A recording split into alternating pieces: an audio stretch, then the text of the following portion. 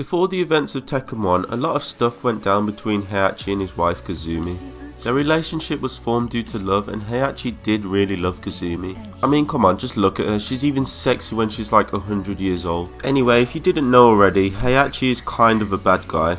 He sort of threw his own son off of a cliff and was actually planning to launch his whole family into space.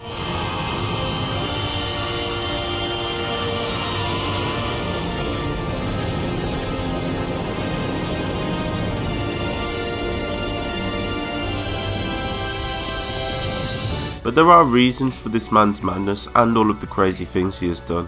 Due to being very ambitious, Heihachi actually wanted to rule the world and become immortal. His father Jinpachi at the time owned the Mishimas Zaibatsu, and Jinpachi was a pretty nice guy. He ran the Mishimas Zaibatsu as a sort of martial arts centre where people could learn to fight. But of course, with Heihachi being Heihachi, he didn't like this and saw his dad as being weak for acting like, you know, a nice guy.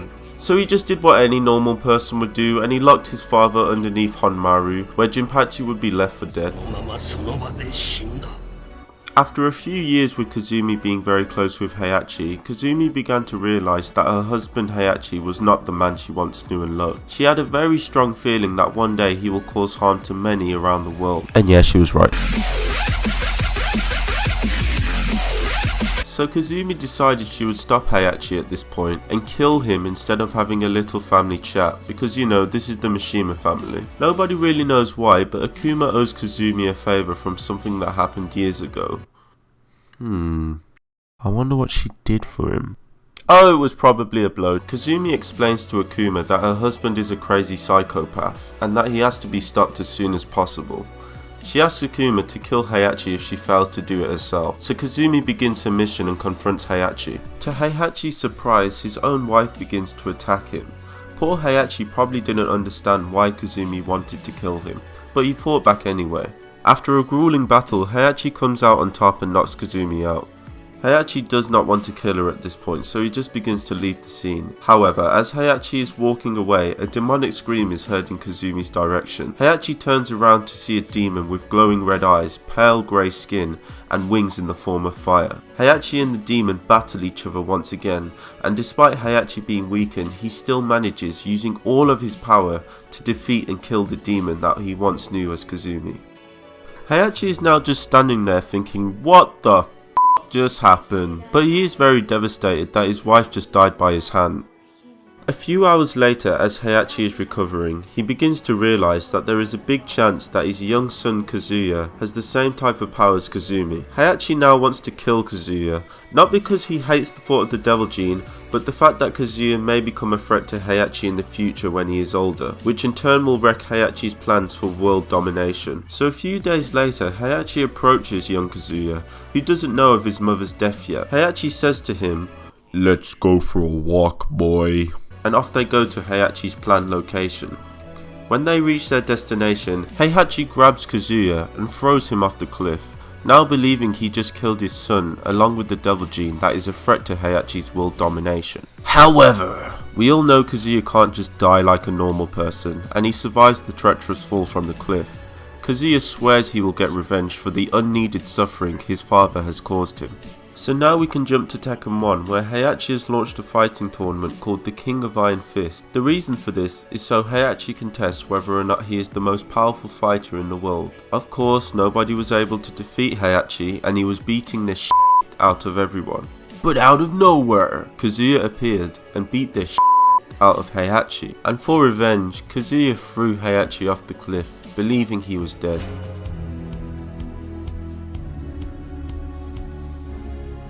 2 years later, Kazuya decides to host another King of Iron Fist tournament for ultimate power. During the tournament, he meets a woman named Jin Kazama. They talk for a while, and then they fuck. This will eventually lead to Jin Kazama being born. After being thrown off a cliff by Kazuya, Heihachi enters the King of Iron Fist tournament which Kazuya is now hosting. Heihachi enters the tournament, encounters Kazuya, beats him up, and this time throws him into a volcano to finish him off for good.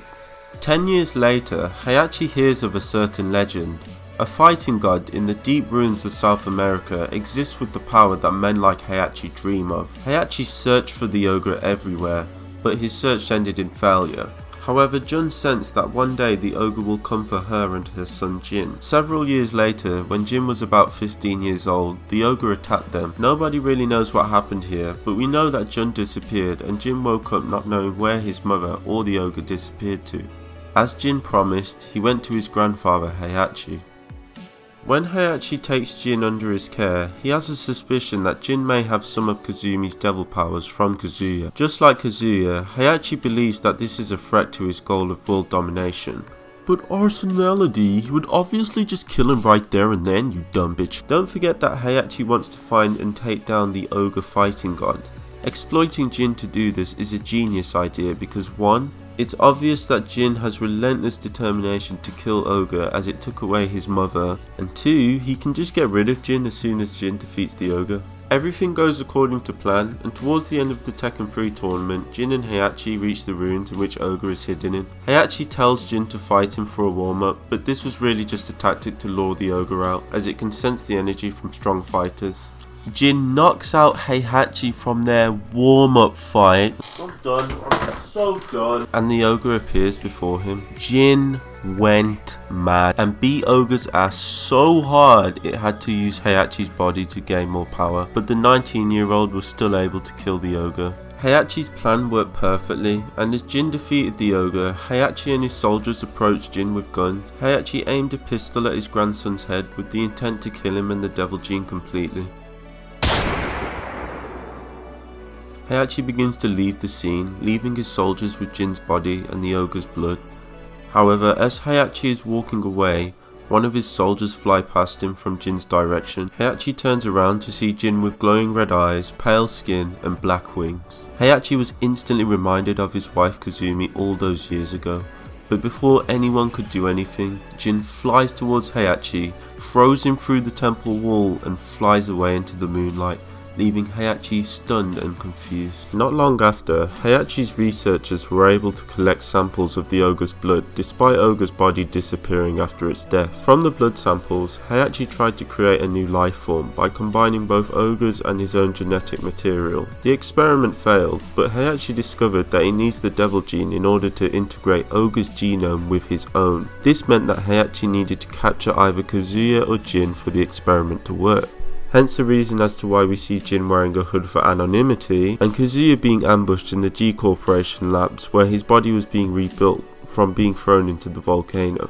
This is the point where many people don't understand Heihachi's character. People often wonder why Heihachi is trying to kill and capture his family, but really it's simple. Heihachi has always had a life goal of taking over the world no matter what. Anything that might get in the way of this must be destroyed. So if you think about it, from Tekken 1 to Tekken 3, Heihachi has always tried to kill Jin and Kazuya at every opportunity he has, to throwing his young son off of a cliff to killing Jin after killing the ogre. In Heihachi's eyes, they must die no matter what, as he knows that they may have the power his wife once had. The power of the devil gene is a threat to Heihachi, as he knows its power is deadly. However, from the discovery of Ogre and onwards, Heihachi seems to change his behaviour, as he now seems to try to capture his family instead of killing them. This is because he wants to combine the Ogre's genome and his own together in order to make himself some sort of god. But the devil gene from Jin or Kazuya alive is required for the experiment to be successful. If he manages to do this, he will have so much power that he will be able to change and maybe even take over the world. You can see this in Heihachi's Tekken 4 ending, as he manages to capture Jin and Kazuya in Honmaru.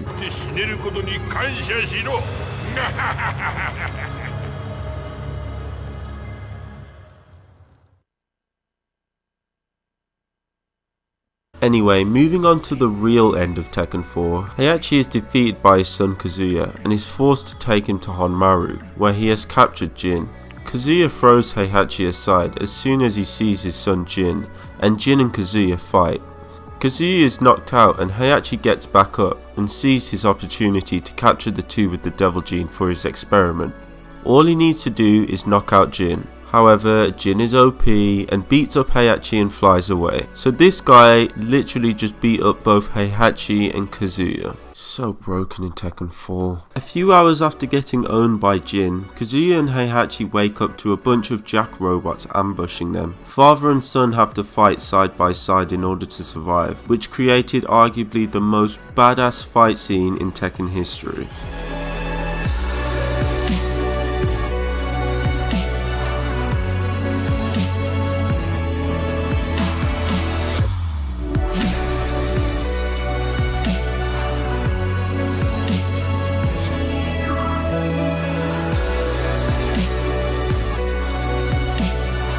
Kazuya begins to realise the robots are aiming to kill Heihachi and not him, so he grabs Heihachi by the head and throws him into the crowd of robots. Kazuya escapes and the robots trap Heihachi and detonate a huge explosion. Despite popular belief, Heihachi actually misses the whole of the Tekken 5 tournament. All of it. And after it's over, he wakes up to Jin being the leader of the Mishimas Zaibutsu. It's likely that Jin destroyed Heihachi's research at this point, meaning the ogre blood has gone. In Tekken 6, Heihachi has a confrontation with his son Lars. Lars was not part of the bloodline with the devil gene, just the Mishima bloodline, as he is Heihachi's son and not Kazumi's. This is probably why Heihachi does not capture Lars, because Heihachi does not kill his family for being a Mishima, but for having too much power with the devil gene. If we now jump to Tekken 7, Heihachi will want to once and for all end the bloodline, and will probably straight up attempt to murder anyone who possesses the devil gene, due to not having any more of the ogre's blood. However, when Akuma meets Heihachi, Heihachi will probably want to kill Akuma as much as Kazuya and Jin, as Akuma has enough power to be a threat to Heihachi's plans of world domination. So I believe it is easy to conclude that Heihachi mostly does the things he does because he is a man who will not settle for anybody being more powerful than him. If he takes over the world, he will achieve his goal. Rewinding all the way back to when Kazumi tried to stop Heihachi, it seems like Heihachi was forced to kill his wife as she transformed into a demon that would have killed him. She was the only person that Heihachi truly cared for, and he does have a deep regret for killing her all that time ago. However, after he killed her, Heihachi had no care for anybody anymore, and treated his son Kazuya and father Jinpachi with no mercy afterwards. Leaving his father to rot underneath Honmaru and throwing his son from a cliff was just one step closer to world domination for Heihachi.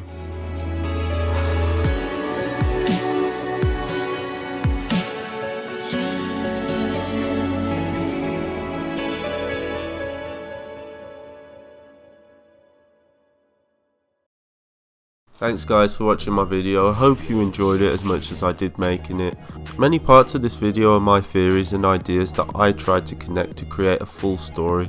So comment below if you have any questions or theories that you believe to be true. I'll try to upload a little faster because many people have been asking me to hurry the f*** up, but I know it takes a while. Anyway, I'll see you guys next time. Peace.